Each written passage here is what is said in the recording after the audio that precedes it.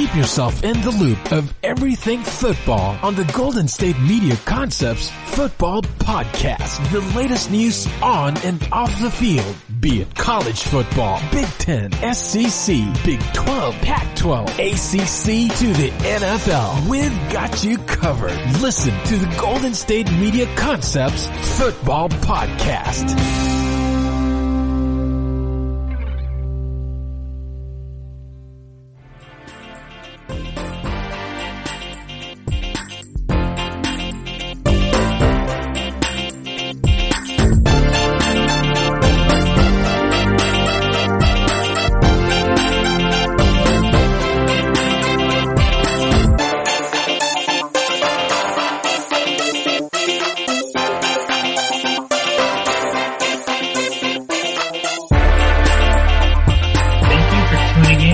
GSMC Football Podcast, brought to you by the GSMC Podcast Network. I am your host, Lawrence Dotto. You can find me on Twitter at Lawrence Dotto.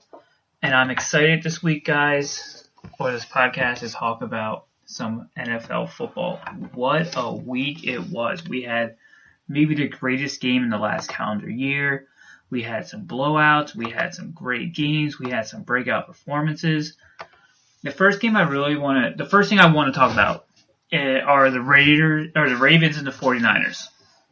These two teams kind of separated themselves this week into the top tier of the NFL. The Ravens took care of business against the Buffalo Bills, and they were pretty dominant during the whole entire game. They made Josh Allen.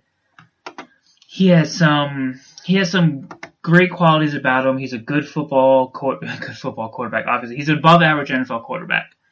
This game was kind of big for him to see where he ranked up against the elite in the NFL, Lamar Jackson. The Ravens defense is pretty good. They have players all over the field. They can get to the ball, they can intercept it, they can rush the quarterback, and they showed it. They made Josh Allen just look average. Josh Allen overthrew a lot of receivers this weekend, and that probably had to do with, my guess, with getting constant pressure, trying to maybe force it a little bit too much, and it just showed. I like Josh Allen. I think he's fine, but the Ravens showed that they just pretty much dominated the Bills, who are the 5 seed right now. And if all things go well for them, I think Baltimore's going to lock up that 1 seed, and having home field advantage is huge for the Ravens. Now, the 49ers, I did not see this coming. They win a shootout against New Orleans.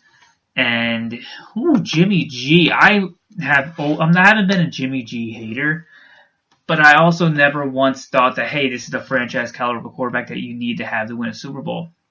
He balled out this weekend against the Saints. I didn't see it coming. Many people didn't see it coming. They went to the Dome and they beat the Saints at their game. I mean, 48-46 to 49ers. What a game! That's the game I'm talking about when it comes to game of the week. Saints. Their defense is hit or miss. This week it was a miss. Next week it could be a hit. I'm not expecting the 49ers to put up 48 points every single week. But that defense, I think both defenses are kind of looking at themselves in the mirror now. And you have to think, well, did teams find the blueprint? Or is this just one of those games where there are going to be games where offenses just come out and they do things like this and defenses can't really do much to stop them. Kyle Shanahan is an absolute genius for when it comes to playing, for calling a game. He's maybe the best in the league at it. He's very rarely his offenses very rarely don't get going. And by that, the running game's usually going, the passing game's usually going. And if one of them isn't, the other one is. And you don't see that with every single team. We've seen pretty much every other offense during the year, and they just had stinkers in offense. And the 49ers haven't had that yet. They have one of the best rushing attacks in the game. Jimmy G's been a good game manager, but again, he showed that he's more than that this game. The 49ers right now, they're putting themselves in a position where they're the 1 seed and they're going to have the playoffs come through San Francisco. That's a big plus for them, considering they really haven't been, I think they're a year or two early from what they were expected to do. So now that they're doing this, they could have a nice little 3, 4, 5 year run where They get some home field advantage in the playoffs, build some confidence, and this team could be a team that you don't want to see for years to come because of that defense. The Saints and the Seahawks both lost, but they're both going to be fine. The Saints just need to get that defense, getting going again.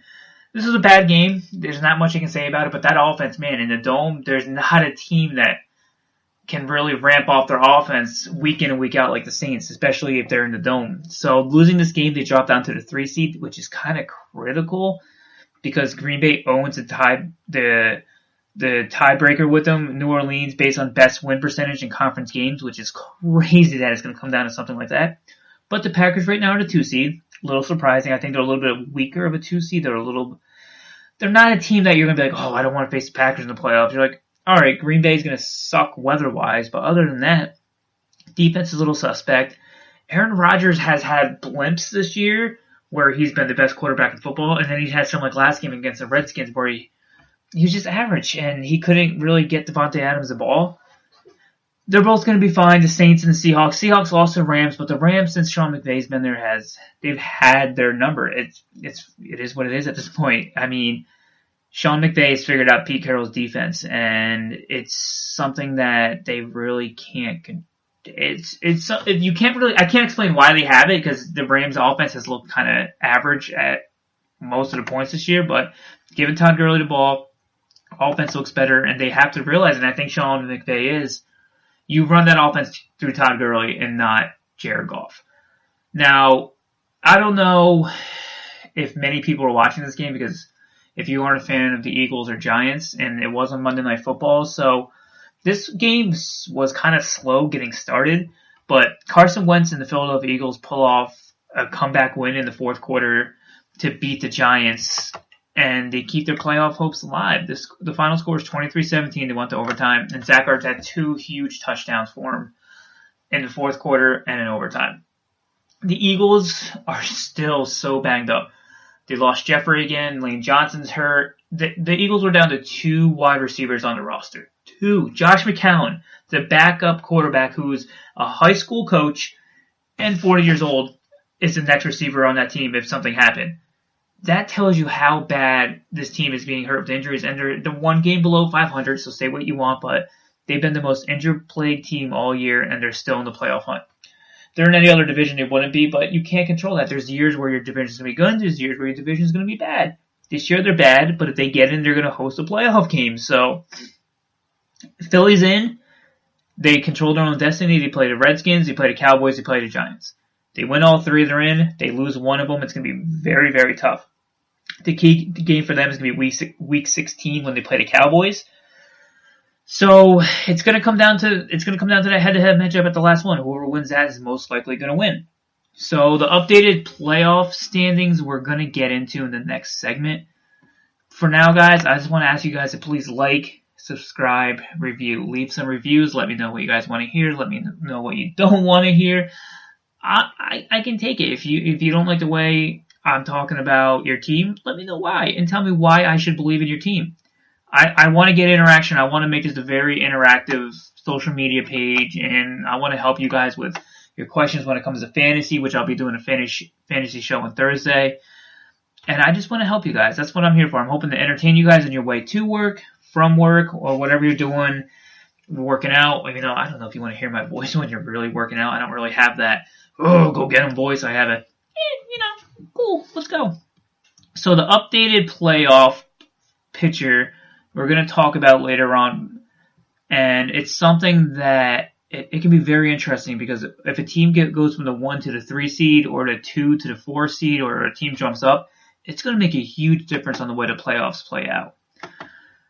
Some other games that really caught my attention, the Browns, man, they're winning games, but it is gross. I don't think you could fire coach after a win, but Freddie Kitchens might need to get fired pretty quickly. Their offensive line is awful. Baker Mayfield has no time. He can't get the ball to Odell. He's having a hard time getting the ball to Jarvis, which is a little easier because he's in the slot. But the Browns win. They have a slim chance of making the playoffs. They need some things to go right, but the Browns are winning, and they're just hanging on. The Vikings win 20-7. The Lions are awful. They don't have Matt Stafford. Vikings again, they're my pick to come out of the NFC to go to the Super Bowl, so winning 20-7 isn't the greatest thing, but a win's a win. Jets and Dolphins. Dolphins kicked 7 field goals. What? 7 field goals?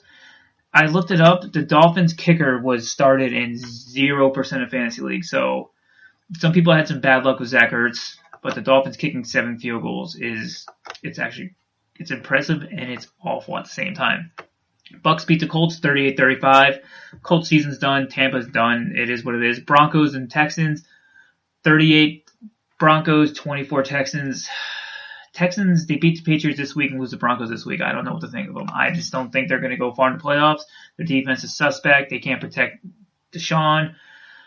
Chargers beat the Jaguars 45-10. Both teams are out of the playoffs. That really not much implication. The Titans are still the hottest team in football. They beat the Raiders 42-21.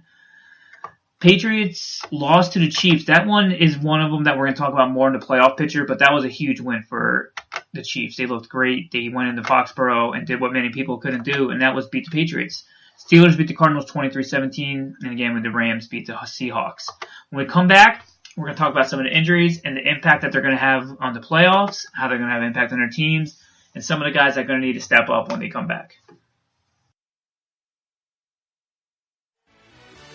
Are you looking for help for your fantasy football team? Check out the GSMC Fantasy Football Podcast. Get today's best advice on who to start, who to sit, even who you should draft. From sleeper picks to red hot lineups, they got it all covered for you. That's GSMCpodcast.com/fantasy-football-podcast. We'll cover traditional leagues, dynasty, PPR, even IDP leagues. When you need fantasy help, there's just one show to hit up. Don't forget to like them on Facebook and follow them on Twitter. Visit GSMCpodcast.com for more info.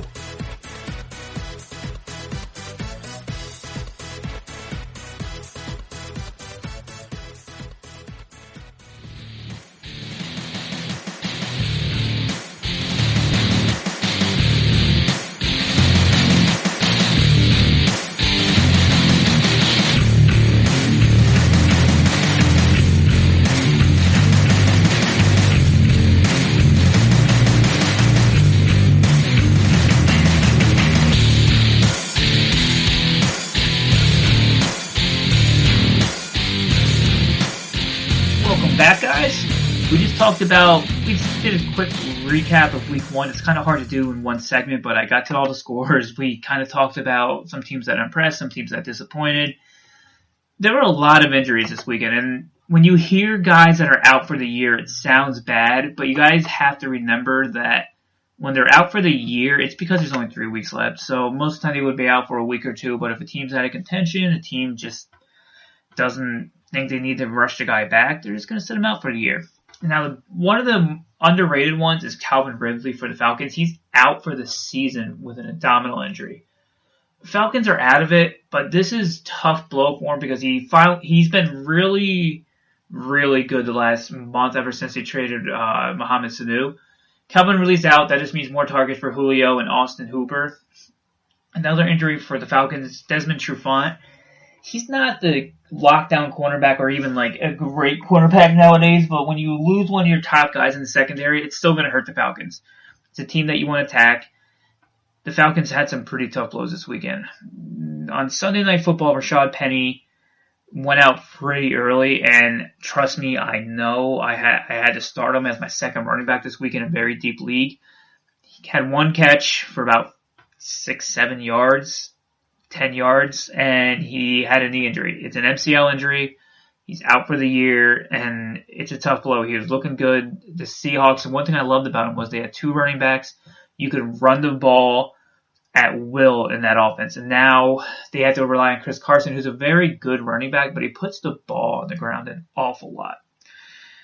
Yeah, they're going to have Procise in there, but for fantasy terms, you love it if you're a Chris Carson owner, but if not, it's a tough blow for Rashad Penny. He's looking good. Hopefully this guy can stay healthy next year, and the Seahawks can have one of the best 1-2 punches in football in the backfield. Patrick Mahomes, when you watch that game against the Patriots, you can tell something doesn't look right with him. His hand. He has a bruised hand. Andy Reid said it's not broken, but it's pretty bagged up and pretty bruised. You saw him on the sidelines pretty much the whole entire game, just trying to keep it loose, trying to, make sure it doesn't stiffen up on him. He came after halftime, looked a bit better. They probably gave him some kind of injection in it to, numb it and make sure so it doesn't hurt when he throws the ball. That's a key injury to kind of keep an eye on. A quarterback, you don't want to mess up anything with the throwing arm, throwing hand, throwing elbow, any of that. Now that it's tough to tell. I don't know. They don't know. So I can't really tell you, it's going to affect them so much that they can't win games. They went into Foxborough and beat the Patriots. So his hand isn't that bruised, but the throwing hand, the cold weather, it can act up on him. Look at the practice report, see how he's doing. I don't expect him to miss any games considering they're a 3 seed and they need to win every game out to get that first round bye. It's just an injury when you have an MVP that you need to keep an eye on. Jared Cook, for all of those that played him in fantasy, I hate you. There's no reason why you should have. The 49ers have been the number 1 team against the tight end, and we'll talk about that on tomorrow's show. He had 2 touchdowns, and on the second one he got hit really hard in his head, and he had to leave with a concussion. Concussions, I can't tell you he's going to be back next week. I can't tell you he's going to be back for the rest of the year. I'm assuming he's going to be back, but I can't tell you that. He's hurt. It's a big blow for the Saints, and even Drew Brees said once he leaves that offense and you don't have that, pass-catching tight end who can stretch the field like he did for the first 2 touchdowns, it really hurt the offense. Keep an eye on it, and hopefully he doesn't miss much time with that concussion, because when he did, the Saints offense was still rolling, but they're just different with them in there. The Eagles had, surprise, surprise, another 2 injuries to 2 big players on their team. Alshon Jeffrey had a non-contact foot injury, the same foot that he's been having problems with all year. They haven't announced that he's out for the year, but I'm assuming he's going to be out for the year. He came back. He's been good when he's been able to keep that foot somewhat healthy, but the Eagles are so banged up, and they're receiving, crop of players that this is a huge blow for him. And Lane Johnson had another ankle injury. They're saying it's not as significant as Alshon Jeffrey's injury, but it's still going to be a week-to-week thing. The Eagles' offense is completely different with Lane Johnson in there. They average pretty much double the yards in each play. They average more points. They average the ball more when he's in the lineup protecting Carson Wentz. He's probably the best right tackle in football. If he's set to miss the Cowboys game, that's going to be a huge blow for him. I expect them to sit him out during the Redskins game because they don't need him against the Redskins, but then again, those inter-division games, you just never know. A team could be 0-15 going against a team 15-0, and they're playing their everybody. And the team that's 0-15 has just as good of a chance to win just because they know each other and those rivalries. You just don't know. Big blow for the Eagles. I'm expecting them to sit him out and get him back for the Cowboys because that's going to be both teams, game of the year. They need both. Whoever wins that's going to go to the playoffs. Juju and James Conner are both questionable for next week. It's looking like Juju is going to play this week. So that's going to be a big boost for that Steelers receiving core. I mean, they beat the Cardinals 23-17 this week, but they're a playoff team. You got to beat the Cardinals by more than 6. They were on the road. I give them that. They didn't have many options, but Juju should be back this week. He practiced earlier in the week. It just depends on how it feels when he gets closer to the week. We have to keep an eye on that. James Conner, I don't know what to do with this guy. He's hurt. He's had a lot of injuries. It's tough. I don't know if he's going to play this week. I don't know if he's going to play next week. They're going with a running back by committee, but their offense just looks a lot better when they have James Conner in there. And then you can bring in the Jalen Samuels to kind of catch the ball out of the backfield. It's an injury to keep an eye on. The Steelers need to keep winning if they want to make the playoffs. They got to catch up to the Ravens. They got to try to get that 6th seed. We'll see. James Conner, he's questionable right now. This one hurts not only fantasy players, the next injury, but it hurts the Tampa Bay Bucks very badly. They're not playing for a playoff spot, so I can understand why they're sitting him out. Mike Evans went on the IR with a hamstring injury. He caught a deep pass from Jameis. He ran it in. And the second he went over the goal line, he started holding that hamstring, and you just knew right away. He's hurt. It's not good. Hamstrings are so tricky. From someone that tore his hamstring playing adult softball, I know I'm a noob. I know. I still feel it this day, and that was 3 years ago. Hamstrings are nothing to mess around with. Mine probably has nothing to do with it. I'm 20 pounds overweight, and I need to lose, get into better shape. But Mike Evans doesn't have that problem. Hamstrings are still, you just don't know. They could be great in warm-ups. You tweak it the wrong way, you could be out. So they're better off just resting them. Chris Godwin should go bananas this week. He's trying to get the touchdown. He's trying to lead the league in touchdowns this year, so I wouldn't be surprised if Jameis Winston just keeps feeding him the ball. That's another one. Jameis Winston has a hand injury. He played through it this week, and he still did well. But again, Jameis is a guy that's going to throw for a bunch of touchdowns, throw for a bunch of yards, but also have 2 or 3 turnovers every game.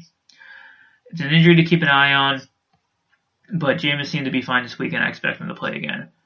The one major injury that doesn't really matter besides to the Redskins was Darius Geis. I mean, they've been kind of slowly bringing him back in. He's out for the year with an MCL injury. There's no need to really risk your future, running back of the future. It's starting to get a little concerning, though. This is the 2nd year in a row.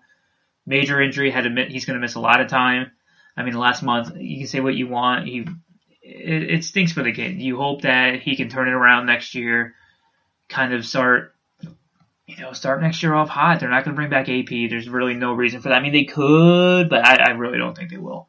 That's going to be a tough thing. I mean, if you're looking at Darius Geis, when you see him this year, you're going, oh, I like the way this guy looks. But then you look at Adrian Peterson. The guy's 57 years old. He's shredded. He's still beating up defenses. It'll be nice to have him maybe on the roster to be a mentor to him, but Darius Geis being out again for the Redskins is just, I guess it's another reason for them to keep tanking and try to get as high draft pick as possible. There were some matchups in Week 15. There aren't the games that were this week. There were some great games this week beforehand that we previewed that I really loved.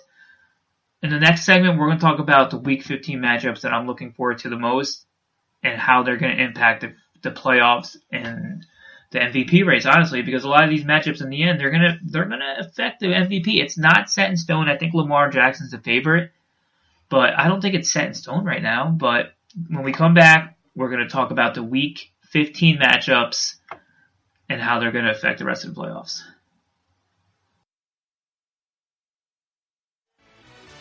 Check out the show that's built on the MMA. From the UFC to extreme cage fighting, they got the fights covered. Check out the GSMC MMA podcast. Get the latest news on past or upcoming fights. Join us as we talk to and about some of the biggest names in the MMA, past, present, and future. When it's the fight game, there's just one show to check out. GSMCpodcast.com/MMA-podcast. Don't forget to like them on Facebook and follow them on Twitter. Visit GSMCpodcast.com for more info.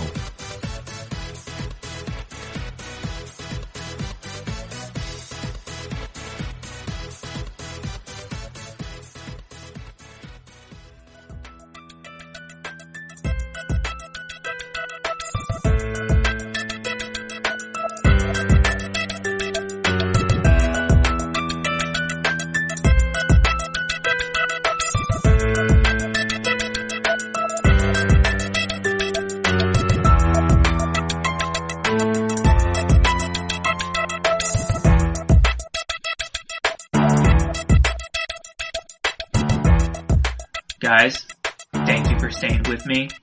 We're going to talk about some Week 15 matchups that are just juicy from a gambling standpoint, from a fantasy standpoint, and just an NFL standpoint. Now, the one that really stands out to me, and I don't think many other people are liking this game as much as me, is the Texans and Titans. The Titans right now are a 3-point favorite, which I think that number would be a little bit bigger, but the Texans did beat the Patriots 2 weeks ago. And then they get stomped by the Broncos that score 38-24. It was a lot worse than that. The Broncos had that game in hand the whole entire time. Titans, the hottest team in football. Ryan Tannehill, Derrick Henry. This team is just on a roll, and it's hard to stop them right now. And to be honest, I don't want it to stop. I think the Titans are the third best team in the AFC right now. I don't know if it's a hot take or not. I think the top teams in the AFC, Ravens, you have the Patriots, you have, there's a handful of teams that are pretty dominant in the AFC. Like I said, the Ravens, the Chiefs, but I would take the Titans as a third team. I mean, I don't think they're going to beat Baltimore, New England, or Kansas City in the playoffs, but they're besides the Ravens, they're really dominating right now, and it's hard not to like them. Ryan Tannehill, again, they're having big play after big play, which is kind of, they're having a big play. So a big play is either a pass play that goes for 15 or more yards or a run play that goes off of more than 10 yards. They're having a big play on 16% of their plays since Ryan Tannehill took over. That's a monster number. So basically 1 out of every 5 plays they're having is a big play. What does that say for defenses? That you can't stack the box to try to stop Ryan Tannehill. You can't just put everybody in the secondary to try to stop their players because they don't really have a big name receiver. I mean, A.J. Brown's look very good. They have, again, Deion Lewis is in there really. He's not doing as much as he wants to, and he's not getting the ball as much as he wants to because of Derrick Henry, but they have Derrick Henry, and this guy, again, in December is so hard to tackle. You can't just arm tackle this guy. And when he gets into the second level of the defense, safeties, unless you're a monster-sized safety or a big cornerback, even then, you don't want to tackle Derrick Henry coming at you. You don't. And he's going to get the Texans defense 2 out of the last 3 weeks. Derrick Henry might mess around and win the rushing title this year. I think he's got a pretty good shot out of it. I mean, Nick Chubb right now is still leading the league in rushing. But if I had to pick who's going to finish as the league's leading rusher, I'm going with Derrick Henry. So I really love this game. If the Texans lose this game, they're the 4th seed now. Tennessee is the 7th seed, so they're out of it. So they're fighting for the AFC, their AFC South Division. If Tennessee wins this game, I think they're in control of their destiny. They're only 2-2 in the division, but a lot of that was when Marcus Mariota was the quarterback. Now they have Ryan Tannehill. I'm talking a lot about this game. Big game, big implications, and this game I want to watch. I think the Tennessee Titans are going to win it. I think they're going to win it outright. But you just don't know which Houston team's going to show up. The Bears-Packers is a huge matchup, considering that the Packers are now the 2 seed in the NFC. And the Bears, they're 7-6. They don't stand much of a chance, but they're going to play the Vikings again. They have Green Bay, so they're 7-6 now. If they beat the Packers, the Packers go to 10-4. Bears go to 8-6. They win out, Packers lose out, which is very unlikely, but they could. They'd have the tiebreaker. And they still can catch Minnesota. They're 2 games behind Minnesota. They need Minnesota to kind of slip up a little bit here. So this is basically the Bears' season. I'm not a big Mitch Trubisky fan. I think he's shown glimpses, but he's done that against bad defenses and big games. He really hasn't done that yet. I still like Aaron Rodgers. The game's in Green Bay. Aaron Rodgers is that dude. He gets those big wins. He knows how to play when the NFL season gets later on. Like the Packers in this game, I think the Bears are going to put up a good fight. I think it's going to be a low-scoring game. I think it's going to be like a 17-10, 17-14 final. I like the Packers. I think they win. I think they keep that 2 seed going so far. Now, there's a game that you might want to call it the Toilet Bowl. It's the Dolphins versus the Giants. Why is this the Toilet Bowl game? They're both basically battling for the number 1 pick next year. If the Dolphins lose this game, they pretty much lock up the number 1 pick. They're going to get their franchise quarterback, and everything's going to be great. If the Giants lose this game, they're going to both be 3-10. Well, Cincinnati has a 1 seed locked up. Let's not get that mixed up. Cincinnati, they're going to finish with a worst record. They have 1 win. The Giants are 2-11. The Dolphins are 3-10. The Dolphins, if they win this, they're going to give the Giants a 2 seed. If they tie, then I think whoever loses is going to get the lower seed. So this is big implications. Why? Chase Young is an absolute monster. The Giants want this guy in their defense. He's a game-changing, franchise-changing type talent. If they don't get Chase Young, they're going to be sitting there at the 3 seed. Because I think he's going to go. I don't see Miami. I don't know. That's time for another show. But I would think Miami would take Chase Young. He's too good to pass up. They have 3 first-round picks and get a quarterback later on. If the Giants don't get Chase Young, that's going to be devastating to them. They passed up Josh Allen, who could have been their franchise linebacker, and said they want Daniel Jones. Say what you want about him. I'm not sold on him. I think he's shown glimpses. I think he's going to be an above-average NFL quarterback. But I think they messed up when they didn't draft Josh Allen. So if they miss out on Chase Young, they're going to be sitting there at the 3 pick, and they're going to be like, oh, man, who do we pick here? We don't draft the quarterback. You honestly can't draft an offensive playmaker. You can't do it. I would think they would go an offensive lineman, but at 3, is that too high? But for the Giants, that wouldn't be too high because their offense stinks. This is an interesting game. I'm going to watch it. I'm going to love it. I hope both these teams tie just to throw chaos out there because I love chaoses. I love chaos. So that's a game I'm going to be keeping an eye on. Rams-Cowboys, the line right now is even. You don't see that very often, but I think that has a lot to do with some of the injuries. It's the Rams at the Cowboys. I thought I said at the Rams. It's at the Cowboys. Rams have struggled on the road. Jared Goff has struggled on the road. Cowboys have done better at home than they have on the road. This is a big game. If the Rams win this, they're going to be 9-5. They're going to be a game behind Minnesota. If Minnesota loses, then they're tied. So the Rams basically need to win out to make the playoffs, and the Minnesota Vikings need to lose a game, which could very likely happen. So if the Cowboys lose this game, they're going to be 6-8. If the Eagles win their game, they're going to be 7-7. Again, it's going to come down to their matchup, so this game doesn't have a lot of impact. But if the Cowboys lose this game, it's just going to solidify that they can't beat good teams. And Dak's sitting there. Zeke's sitting there. They're tired of hearing about this. And Cowboys fans, I'd be tired of hearing about it too. My team, every time they were playing a team that was good, they're like, oh, they can't beat them. They can't beat them. It's like the Kirk Cousins thing. People keep saying he can't win the big game. He can't beat the good team. Big, show me your chest game for the Cowboys. Show me, puff out that chest. Show me your heart this game and beat the Rams.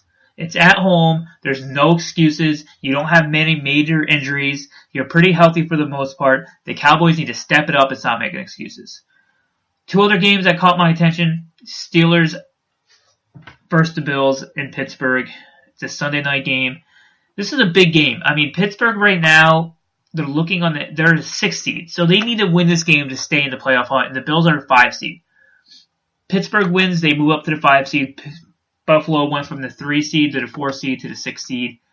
This is big playoff implication. I mean, would you rather play the Houston Texans or the Tennessee Titans or the Chiefs or the Patriots? The loser of this game is going to play the Patriots or the Chiefs. The winner of this game is going to play Tennessee and Houston. Both teams need to win this game. Huge game. Now, the last one might not be that appealing the most, but the Colts at the Saints. The Saints need to get this right. The Saints need a big win. It's in New Orleans. The Colts have been fading. The Saints just lost a shootout. They're the 3 seed. They need to get that home field advantage. They need to win this game. This is a show-me game for the Saints. You need to show me that last week this defense just kind of had a bad game. Saints need to show up. Colts, if they win it, they're still pretty much out of it, but they still need to win this. They need to show up. They just can't give up on their coach. When we come back, I really I keep talking about the playoff implications of each game, and it's so important. I don't think people realize how important home field advantage is and your matchup. Whoever you match up with in the playoffs is going to determine if you're going to advance or not. Some teams match up better against some teams match up awful against others. When we come back, we're going to talk about playoff matchups, who I think is going to win, how it's going to play out, and the impact that it's going to have on the rest of the season. Check out the show built around the women of MMA. From the UFC to the extreme cage fighting, we got the fights covered. Listen. It's the Golden State Media Concepts Women's MMA Podcast. The latest news of upcoming fights, discussions of previous matches. Join us as we talk to and about the biggest names in women's mixed martial arts. Past, present, and future. When it's the women's fight game, you know where to listen to. The Golden State Media Concepts Women's MMA Podcast.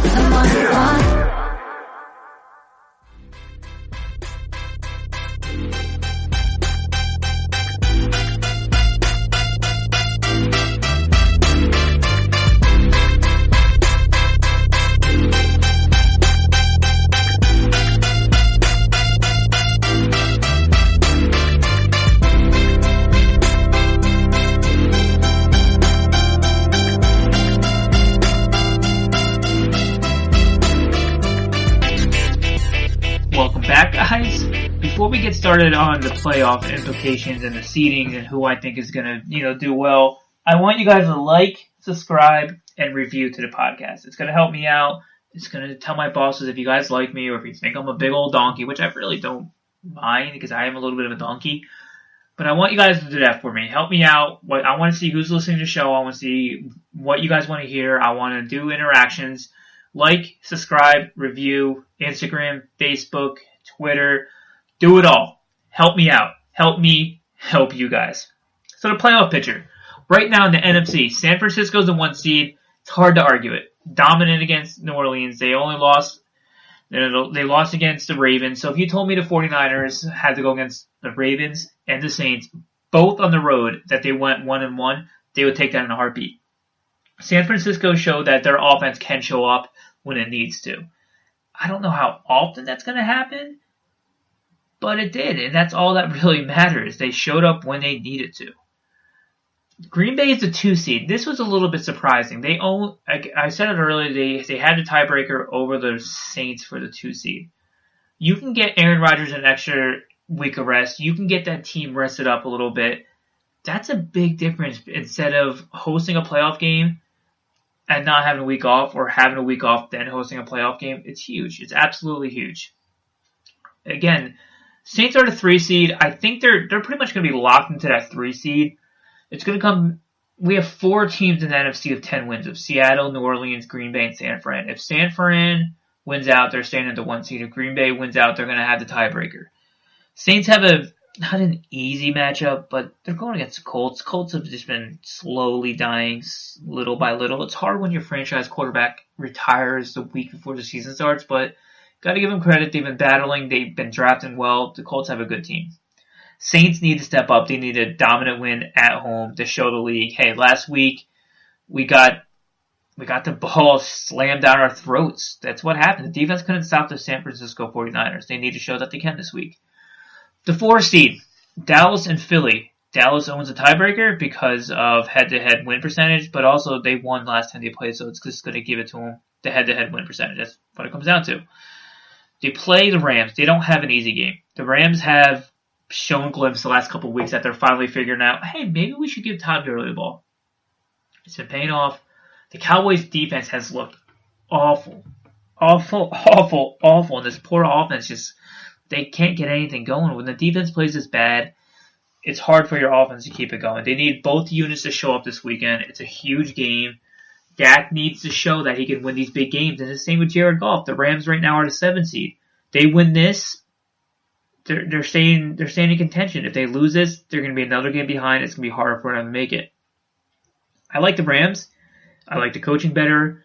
I like the running back. I mean, the running backs are both great. They're both all-time running backs. I like the Rams. I think the Rams are going to come off and pull this off, and I think the Cowboys are going to keep slowly going into depression. There's nothing better than Dallas Cowboy fans on social media. When they win, all I see is, Dak's the man. Pay Dak $4 billion a year. Dak is president. Dak this, seek this, all this. We're the greatest. We're America's team. Yeehaw. You ain't. You're not. You're not America's team anymore.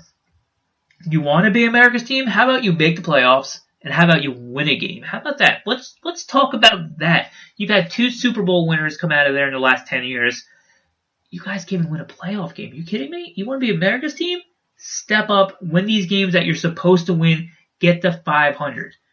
It's a show me who you are game for both these teams. Show me who you are, Rams. Rams, are you a playoff team? Go on the road and beat the Dallas Cowboys. Cowboys, are you a playoff team? Beat the Rams in your home, field. Go out there, show America that, hey, we're still America's team. If not, get ready to see those memes. I mean, you see the Dallas Cowboy memes whenever you see the Zeke Elliott meme of him eating the cereal, feed me, and then just a bunch of L's going in. It makes me giggle every single time. They need this. You need this. Dallas Cowboys social media is amazing if they win or lose. I just love watching it. I love laughing at it. I think it's funny when they think they're the best team in the world. I think it's funny when people think they're the worst team in the world. They're not. They're just struggling. I think it starts with the head coach. He's up and down. He's not really someone that's Garrett's he's just a guy. He's just a puppet for Jerry Jones. Anyway, big playoff potential of this game. Seahawks are a 5 seed. The Seahawks are going to go on the road against the Cowboys or the Eagles. That's ridiculous. But hey, it happened. Seattle was that team a couple years ago where I think they were 7-9 or 8-8 and made the playoffs, and that's when they had that Marshawn Lynch beast mode run where they went against the Saints and he was carrying everybody and he was grabbing himself as he jumped into the end zone. So I don't want to hear it. It happens every 5 years where a bad team gets in and then they host a playoff game. Deal with it. We don't need to redo all the seedings. Just stop. Everything's fine the way it is. Stop and get in my face. Seattle, locked into that 5 seed unless they beat San Francisco and jump there. So Seattle and San Francisco are going to be on the road, and one's going to get a bye. It's critical for Seattle to win out. It's critical for San Fran to win out. One of them is not going to do it because they play each other, so it's going to be interesting. I'm going to love every minute of it. Minnesota is the 6th seed. They're 9-4. Again, they're my pick right now just because I like chaos, and I hope they just run the table and just get in and just destroy people, and I hope Kirk Cousins gets that monkey off his back. Still can come down. They have the Rams right behind them, and they have the Bears right behind them. They need to win out. They need to keep doing what they're doing, and it's going to be tough. The AFC is a little bit more straightforward. I think Baltimore has the 1 seed locked up. I think New England's going to get that 2 seed. And KC and Buffalo, I think they're not locks, but Kansas City I think is a lock. Buffalo's going to be tough because they have to go against New England again. If Buffalo can beat New England at New England, that's going to be huge for that franchise. We all know what Bills stand for. Boy, I love losing Super Bowls. That was so long ago. Probably 90% of you have no idea what I'm talking about. I still think the Bills are a solid team. They got exposed a little bit this weekend, especially Josh Allen, but I think he's going to bounce back. Kansas City's I think they're going to be locked into that 3 seed. I don't see New England losing. When New England loses is against they were losing against good teams. It's not like they're losing against bad teams. Kansas City's going to have that 3 seed locked up, if not the 2 seed. Playing in Arrowhead's going to be tough, whoever goes in there. Houston right now is the 4 seed. I don't see that keeping up. I don't know what Houston Texans team to believe in. When they when they have hope and they show when we're not underdogs, they lose. When they're underdogs, they win. I can't figure them out. I don't know if it's the coaching. I don't know what it is. They got lit up by Drew Lock. I like Drew Lock. I thought he was one of the more underrated quarterbacks coming to the draft this year, and I would have liked, if my team drafted him, even though we have a franchise quarterback, Drew Lock's going to be the real deal.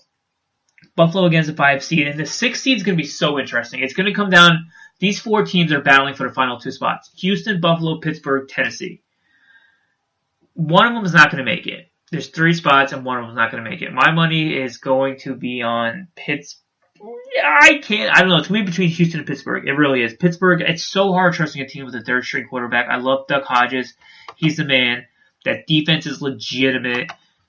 I just can't see Duck Hodges winning out. I can't see it, and he needs to. I hope he does. I just can't see a 3rd-string quarterback doing it. I think the final team we're going to be looking out is going to be Pittsburgh.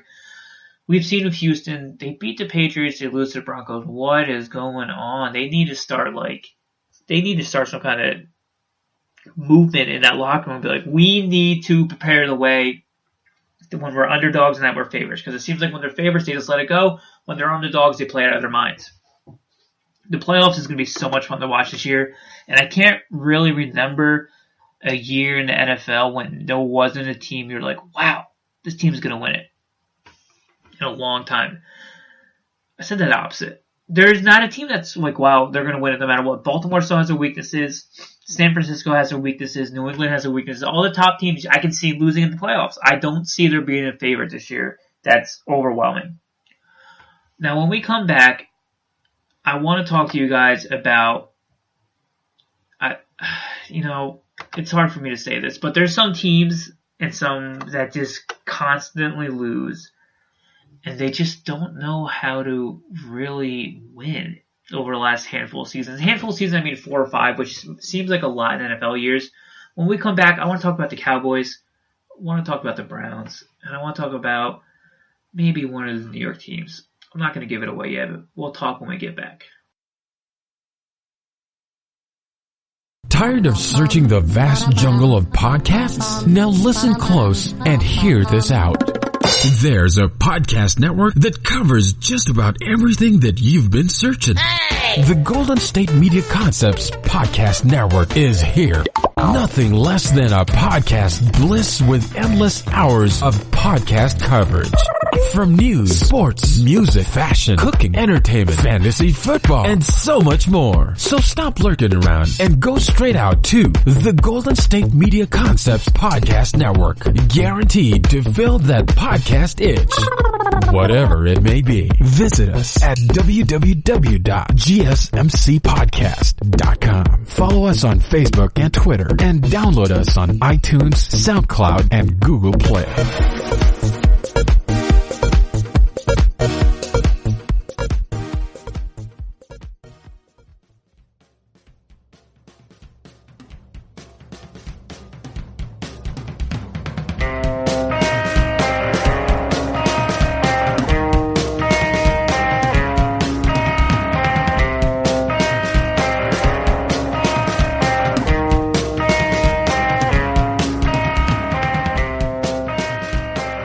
Thank you guys. Again, can you please subscribe, like everything that you see this podcast on? Please like it, please subscribe, leave a review, please do all that. You're really helping me out. The Dallas Cowboys, I kind of got in a little rant there and I kind of blacked out a little bit, so I kind of forgot what I said.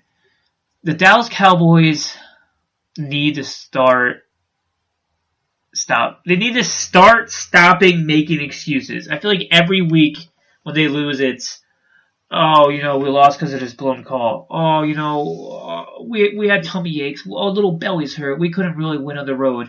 Or, it's, well, that team's really good that we lost to. When's the last time the Dallas Cowboys beat a team that they shouldn't have beaten? Now, they've owned the Eagles the last couple seasons, and that's because they're like, oh, they're 6-0 the last two starts. One of those games, they rested their starters because it was the week 17. The Eagles already made the playoffs the year they won the Super Bowl. Another week, there's not excuses. The Eagles have been the better team because they won a Super Bowl. It's kind of weird to say that, but when a team wins a Super Bowl and a team doesn't win a playoff game in the last 5 years, you're kind of like, yeah, well, the team that won the Super Bowl has been better. The Cowboys need to step it up this week, and it starts now.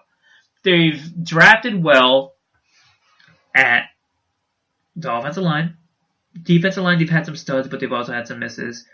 They drafted Zeke, they drafted Dak, they drafted a lot of their guys, which is awesome. So why do they keep losing? The easy reason is just to say the head coach. Jason Garrett. You know what? Let's blame the head coach. We lost. You know what? The head coach didn't put us in good position. The head coach made a bad play call. The head coach is the head coach that... You guys are professional athletes. You're going to sit there and blame Jason Garrett for you not being motivated to play a game or for you not to make a play. The guy's trusting you to go out there. A lot of people don't realize that it's not all on the head coach. Yes, the week leading up to the game and the preparation, the practices and the game film and all that. Yes, that's on the coach. Absolutely, I'll give you that. However, how are these guys going to make millions and millions and millions and millions of dollars and blame the head coach for the reason why they're not winning? Don't you guys have a little bit of pride? Dak, you want $40 million a year. How are you going to get that? Are you going to get it from not making the playoffs? Are you going to get it out by winning games? No. Zeke, you want to be the best running back in football? I appreciate that he held out and he stood up for himself. I absolutely believe that. But when you hold out and you got a slow start to the season, even though your team won a bunch of games, you need to be that dude. You need to be a leader in the locker room. Now, I don't know if Zeke is the guy that's going to be the man and someone that you want to lead your locker room, but you have all these all-pro caliber players. You have all these high-paid players. You have, you put that star on and it means something. They haven't shown that it means anything. They just haven't been the 1990 Cowboys, and it seems so long ago, 20 years ago we're talking about. A lot of us grew up with the Cowboys just being dominant.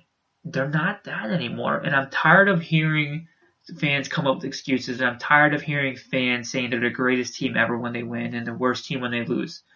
They need to step it up, and this week is in the right direction to be. We're not just the lovable losers anymore, because that's what they've been. If you think the Dallas Cowboys haven't been a lovable loser, you just don't know. You just haven't been watching football, and I'm sorry. They need to step it up. This is a show me your chest game. Puff out your chest, hit your hand on your chest, and say, you're not coming on our field and winning. I don't care if you're Sean McVay. I don't care if you're Todd Gurley. I don't care if you're Aaron Donald. This is our home field, and we're going to be holding it down. The Browns fans are hilarious. I absolutely love Browns fans. One is because I don't know any personally. And two, this offseason in Twitter, they were hilarious. Browns 16-0. Browns winning this division. No one's stopping the Browns. No one's doing this. No one's doing that. We're going to steamroll through the AFC and win our first Super Bowl. Yeah, that didn't happen, did it? No, they're pretty far off from that. It's not happening this year. The main reason Baker Mayfield is one of my favorite players in the NFL. One, because his commercials are hilarious with the State Farm commercials. I think they're absolutely progressive. Which one is it? I forget which one. Ooh, my bad, Baker. I didn't mean to, really hurt you in that one. But I don't think Baker's a problem. It's tough for him to get the ball to his playmakers when A, he doesn't have any protection, and B, Freddie Kitchens has no idea what he's doing out there. He's not the guy that's going to lead this team to playoff wins, Super Bowl wins, or even division conference championships. It's just not going to happen. Freddie Kitchens needs to go from Cleveland. He's openly admitted that they don't look at analytics. He's openly admitted that, he just doesn't look at the stats that much, and that just boggles my mind. You literally have people like Warren Sharp out there. You have guys like that run the site Pro Football Talk. You have guys that just run these sites like Numberfire that can give you the statistical data that you need to show you that your team does good when you do this. Your team does bad when you do this. Defenses are doing this to your offense because you can't do this. Offenses are doing this against your defense because you just can't stop this. Freddie Kitchens is just not making the adjustments, and he's really hurting Baker Mayfield. He's hurting Odell Beckham. They got a young team. They have Myles Garrett, who, when he's not bashing opposing quarterbacks' heads in with the helmet, he's a franchise caliber defensive player. I just don't understand how the fans thought they were going to make the playoffs and dominate. I just don't understand. You guys have been a losing franchise forever. It just doesn't happen like this. You just don't turn it around with one season and one Odell Beckham Jr. I love Odell. I think he's an all-world talent, but things got a little crazy when they brought him in. You just don't turn it around with a franchise receiver. You need the coaching, you need the preparation, you need the line. Offensive and defensive line are probably the most important parts of the football team except for quarterback. I mean, it's statistically proven that it is. They need to kind of wipe and clean up the coaching staff, and they need to nail the draft again this year. They've been doing pretty good drafting. I mean, obviously with Baker, say what you want about him. I love Baker. I think he's a franchise guy. They need to get that offensive line straightened out. They have a great running back in Nick Chubb. They have a great second running back in Kareem Hunt, who may not be the guy you'd invite to hang out for dinner because he just doesn't seem like that type of dude. Love the Browns whole. I love the Browns whole. Wow, that's a weird saying, and I did not mean it that way. I meant W-H-O-L-E, not H-O-L-E. I don't love Brown whole. I love the Browns as a whole. Whew. Anyway, I apologize about that. Let's figure out how the Browns turn this around. Get rid of Kitchens, build up O-line, maybe get another secondary player, another good linebacker, and they're going to be fine. I don't think they should trade Odell. I don't think they need to blow it up. I just think it starts with the head coach, who they need a head coach that's going to put Baker and his team in a position to win. They don't have it. There's guys out there that they could bring in. I just hope they don't try to bring this young guru who worked under Sean McVay or Kyle Shanahan, and they're going to turn around in 1 year. It just doesn't happen like that. Teams don't just turn it around in 1 year and then maintain greatness. You need to go through the ups and downs. And I know the Browns have been just going down, down, down, down, down. But there's light at the end of the tunnel, which Browns haven't had in a long time. They should be appreciative of that. You should be appreciative that your team has some potential. Remember a couple years ago, for about 5 to 7 straight years, you were the laughingstock of the NFL. You need to appreciate what you have now, because you're, as bad as it is, you're only like 3 games out of the playoffs, but for the Browns being 3 games out of the playoffs, not just 3 wins, but 3 games out of the playoffs, be appreciative of that. Be appreciative of Baker, because you do have your guy. Myles Garrett made a mistake. Don't judge him on that forever. Odell Beckham has been playing with a sports hernia. He's been going out there hurt, guys. Just appreciate what you have, because at the end of the day, there are franchises out there that have very little hope, and I'm not going to name which ones I think they are. But now that you guys have some hope, just enjoy it. I mean, you're going to be in the playoff contention as long as Baker's there and you have that core group of guys. There have been a lot of breakout players this year. There's been a lot of disappointing players this year. When we come back, I want to end it on talking about some of these, surprising players and some players that really have disappointed me. Not just because it's statistically, but just the way they've been carrying themselves and how they should have been superstars, but now they're kind of becoming guys that are good. They're just not the guys anymore. When we come back, we'll talk about that. And I'm going to rant a little bit. So you guys are just going to listen to me rant for the last couple minutes of the show. I'll see you guys soon. This is your ultimate stop for everything sports. The Golden State Media Concepts Sports Podcast. Should I say more? From the NFL, MLB, the NBA to MMA, it's all in here. The Golden State Media Concepts Sports Podcast. Listen now.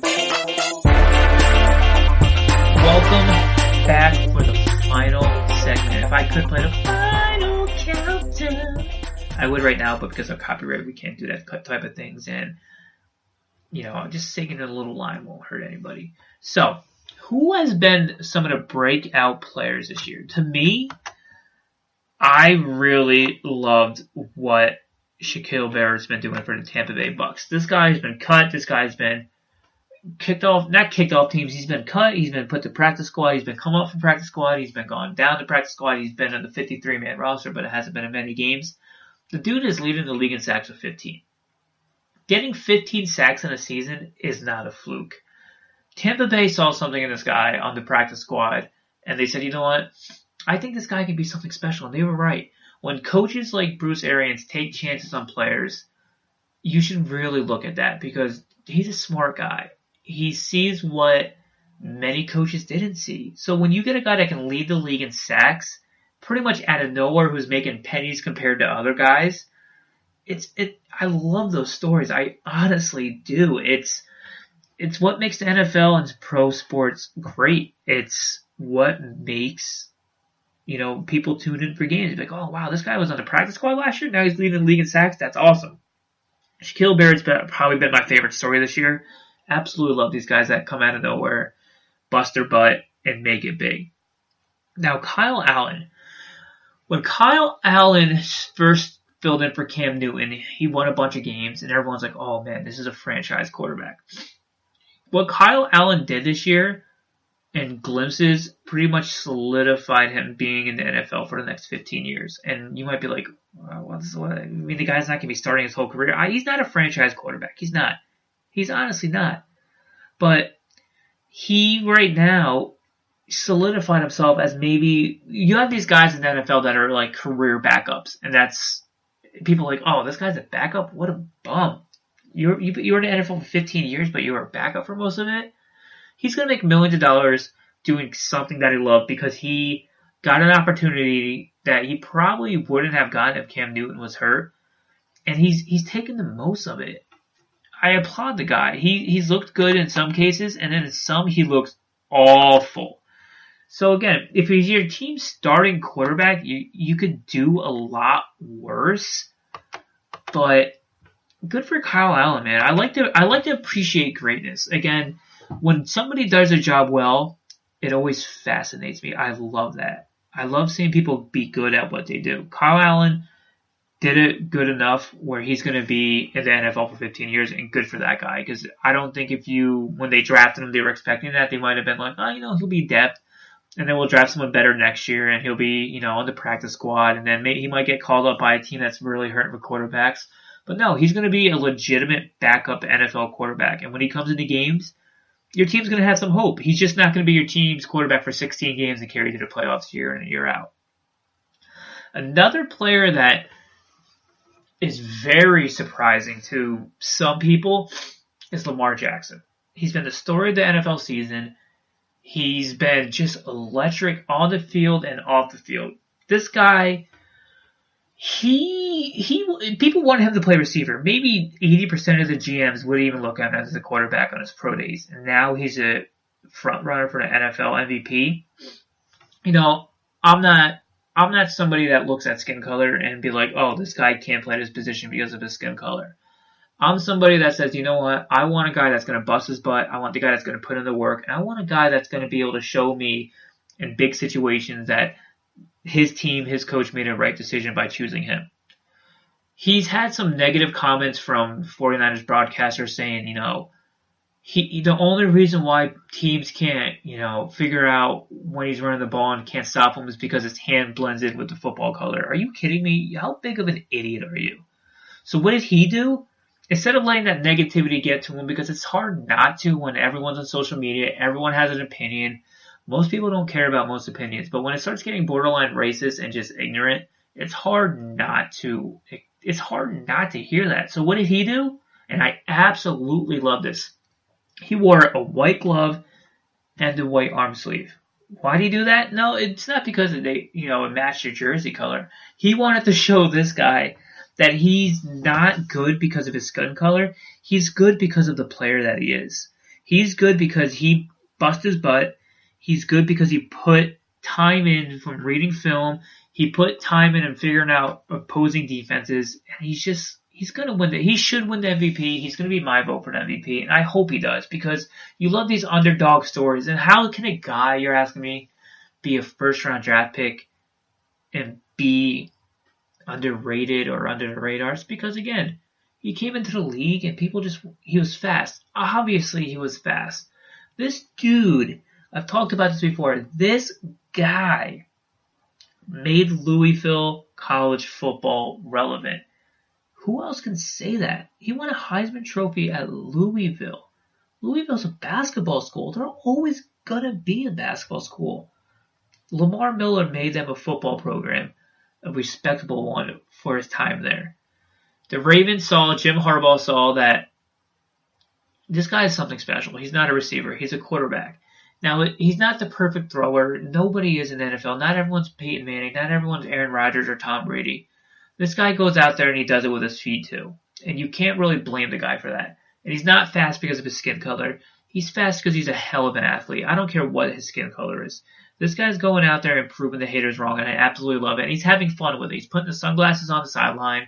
He's putting the white arm sleeve on. He's putting the white glove on to prove these idiots wrong about he's not a good quarterback just because his skin color. It's absolutely stupid, and I applaud the guy, and I absolutely love him. Baker Mayfield is a guy we talked about earlier, but I want to kind of finish up on him. You love him or you hate him. People don't like seeing the cocky quarterbacks. They don't like seeing it. They like seeing their quarterbacks go to press conferences. Yeah, the defense was good, but, I had my guys around me stepping up, and I looked good because of that. If Baker's playing a good game, he's going to tell you he's waking up dangerous. He's going to tell you that he's feeling himself. And people don't want to hear that. I love that. The guy's confident in himself. He had to walk on to Oklahoma to get a starting spot. And he went from a walk-on to a Heisman Trophy winner to a number one pick for an undersized quarterback. The guy's going to be fine. Now, you can't judge players off their first 2 years. You just can't do it. He's in it. He's got an awful coach. And again, Freddie Kitchens would be a good coordinator, but when there's a big difference being coordinator to being the head coach. He's seeing it now. Baker is going to be fine. Browns fans, you have your franchise quarterback. Just be patient with him. The Browns can't panic. They can't get rid of Odell. They can't get rid of anybody else except for Freddie Kitchens. Baker is going to be a guy who's going to have the Browns in playoff contention for as long as he's a starting quarterback. And That should mean something because people forget when a team is bad for so long, they don't realize how tough it is to come out of that rut as a franchise, as coaches, as players. When you've been bad for 10, 15 years in a row, not just bad, but the worst team in the NFL bad. And this guy's come there, and he's made him relevant ever since he got in his first game against the Jets on Monday Night Football. He wasn't even expecting him to play. His family wasn't even at the game because he was backing up Tyrod Taylor. Ever since he's got the starting nod for the Browns, they've been an above 500 football team, or roundabout. I don't know exact numbers. I'm not going to sit here and tell you that I do. They've been relevant. They've been on primetime TV. The Browns haven't been a primetime team probably since Jim Brown, or God, I don't remember when that. I'm 33 years old. I don't think I remember the Browns ever being relevant except for this year. That should tell you something. Baker Mayfield's the guy. Stick with him. Be patient, and just realize that nobody's great from day one. They're going to have their ups, they're going to want their downs. I would rather see a guy battle through the ups and downs and just have a consistent going up, and constant greatness, because that just doesn't happen. Didn't happen with Brady. Didn't happen with Manning. Didn't happen with Wentz. And it's hard for me to put Wentz in that category, but I'm saying when Carson Wentz got drafted number 2 overall, it wasn't all sunshine and flowers. It was rough for him. He went up and down, and now he's a top 10 quarterback in the league. And I think Baker Mayfield is going through that same thing. High draft pick, struggled a little bit, has an up and downs, but I think next year we're going to see an MVP caliber season from Baker Mayfield, and we're going to look back at this and being like, people really didn't think that Baker Mayfield was that good. 2020 is going to be the year that Baker Mayfield and the Cleveland Browns are going to make the playoffs. Thank you guys for listening. This GMC, the football podcast is brought to you by the GMC Podcast Network. My name is Lawrence Dotto. Please like, subscribe, review, Instagram, iTunes, wherever you listen to the podcast, please do that. My name is Lawrence Dotto. Thank you guys and have a good night. You've been listening to the Golden State Media Concepts Football Podcast, part of the Golden State Media Concepts Podcast Network. You can find this show and others like it at www.gsmcpodcast.com. Download our podcast on iTunes, Stitcher, SoundCloud, and Google Play. Just type in GSMC to find all the shows from the Golden State Media Concepts Podcast Network, from movies to music, from sports to entertainment, and even weird news. You can also follow us on Twitter and on Facebook. Thank you, and we hope you have enjoyed today's program.